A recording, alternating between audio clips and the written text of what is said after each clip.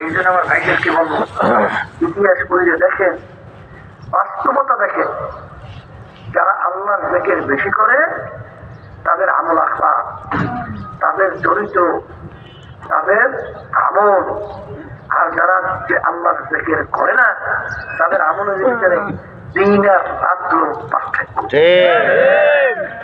যাদের ভিতরে আল্লাহর জিকির নাই ওদের ভিতরে তাকাব্বুরি ভরা। তাকাব্বুরি বোঝেন? আমি ভালো, আমি বড়, আমি ভালো, আমি বড়, এই তাকাব্বুরিতে ভরা।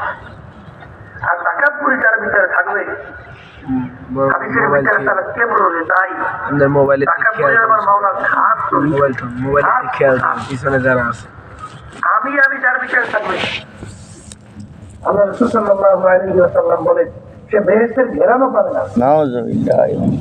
আমি বলছি না, আল্লাহ রাসূল বলছেন। আল্লাহ রাসূল বলছেন। আবার আল্লাহ রাসূল বলছেন। ওই একটা কথা শোনেন না,